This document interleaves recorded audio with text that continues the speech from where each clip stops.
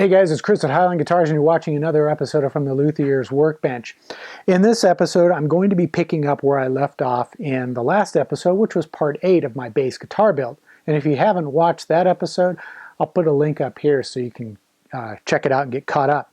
In fact, at the end of this episode, I'm going to post a link to a playlist which I've created that includes with this episode, it'll be all 9 episodes of this series. And hopefully the next episode, which will be part 10, will be the final episode in this particular build series. So we'll see how that goes.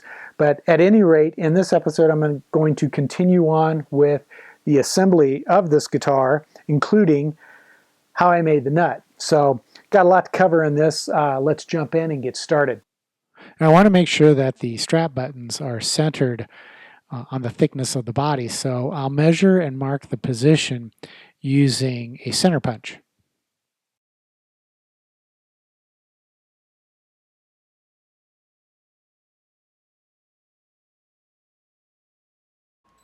And as with any screw that I install into this guitar, I'll first drill a pilot hole.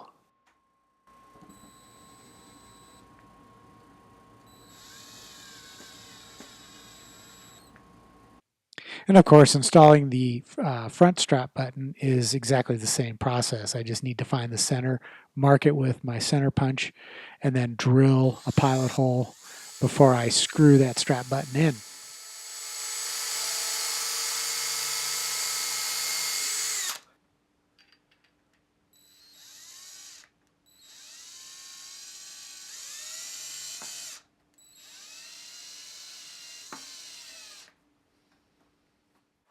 And now I'm ready to fabricate the nut. And to do that, I typically will purchase a cow bone and I'll cut it up into rough blank pieces and then shape it with my disc sander until it fits in the slot that I have formed on the neck where the headstock meets the fretboard. And I'll sand gradually until the nut fits pretty tightly into that spot, and then I'll use a pencil to mark the basic outline shape of the nut, and from there I can go back to my sander and I'll sand it down. Just proud of those lines because I want to take the final dimensions down until in gradual increments until I get the shape just perfect. I'm not looking for a perfect fit at this point, just something really close, because I still have to do quite a bit of finish sanding, and that's going to involve sanding through different grits from roughly 220 grit all the way up to about 800 grit. And then once I've sanded the nut to about 800 grit, I can either buff it out to a high gloss shine or I can just leave it a flat matte finish. Now, I'll admit, making a nut is a bit of an art form and it can take some experience. In fact, when I was first making nut blanks for guitars, I would typically end up having to make 2, sometimes even 3 nuts to get it right. And it requires quite a bit of careful finishing work and then precise filing and chiseling to get the nut blank to fit properly. And it's got to fit exactly right, or it won't work properly. Now, before I can start to slot the nut, I have to install the tuners because I'm going to string up the guitar to figure out exactly where I'm going to place the slots for each string.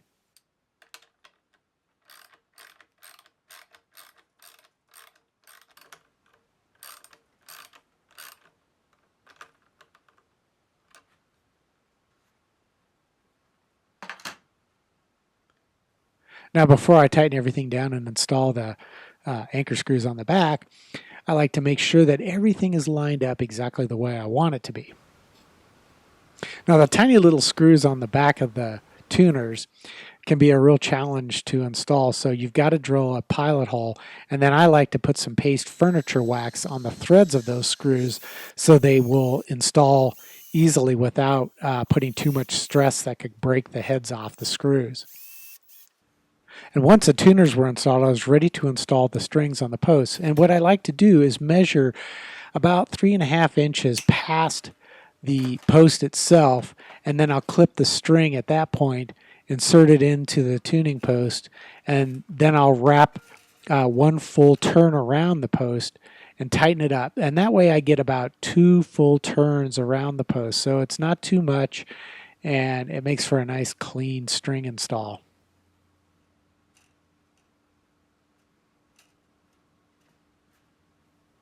And then once I have the strings installed on the posts, I can arrange them on the nut and make sure that I have correct spacing from the edge of the fretboard as well as between each string.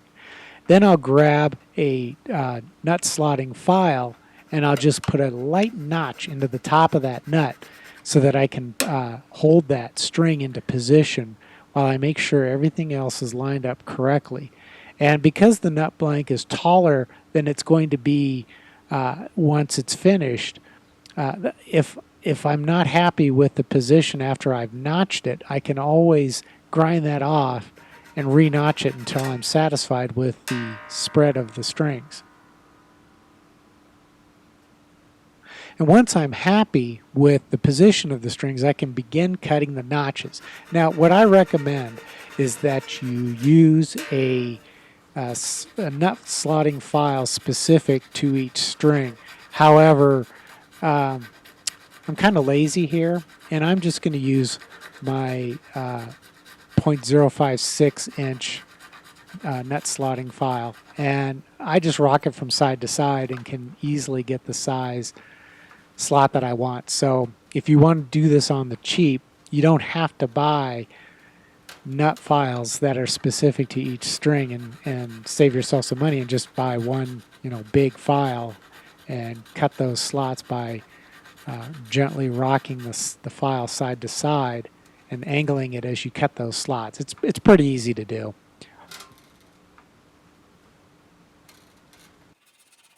Now I realize I'm making this process look pretty simple, and that's only because I've done probably at least 1,000 guitar nuts this way, and with all that experience, it's become quite easy to do this. But one of the things that I try to do is, as I'm cutting the slot, I will try to angle the slot down towards the tuners because I want the bottom of the slot to fall away from the string. Now, at this point, I have the slots cut, but they're not down to their final depth yet. That'll come a little bit later. What I can do now is I can sand the top of the nut to reduce the depth of those slots because, in truth, I only want about half the string in the slot and the other half to be exposed above it.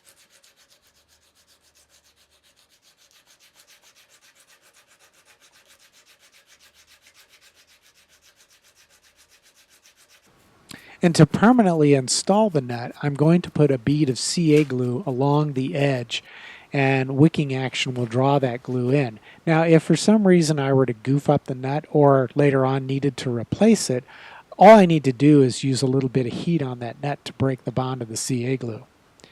Now I'm going to go ahead and do just a basic tune-up of the strings, and this will allow me to set the action at the bridge, and that's going to help me to get the actual final depth of each of the slots at the nut.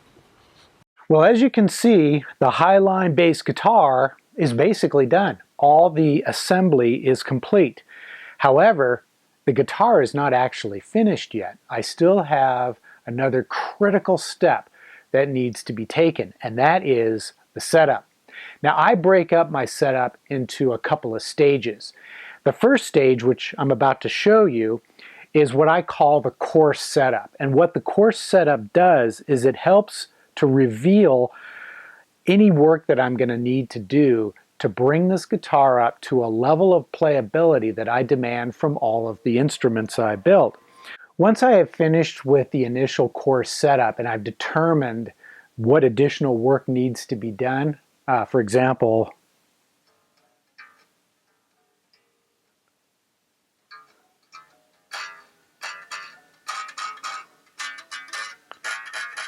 I've got a high fret in here.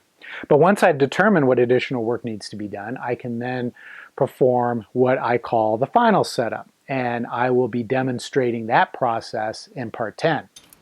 Now, before I can fine-tune the depth of the slots at the nut, what I need to do is check the relief in the neck, and I'll do that with a straight edge and a feeler gauge. And what I'm shooting for is about 0.014 inches at the 9th fret, and if necessary, I'll adjust the truss rod to achieve no more than that 0.014 inches.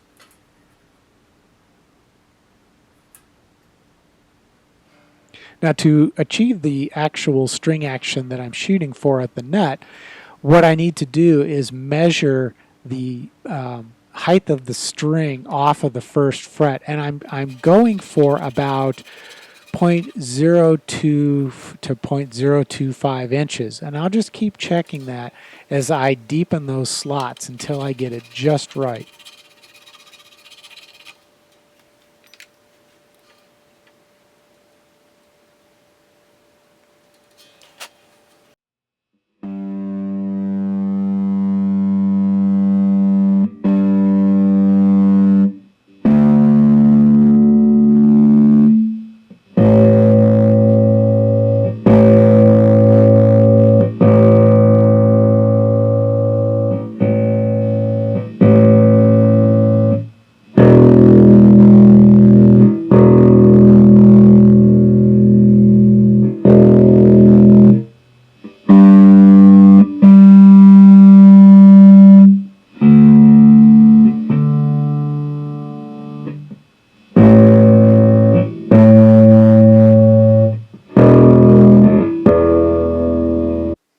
Okay, well, that's all the time I've got for this episode, and I hope you enjoyed it. And if so, be sure to click that thumbs up button.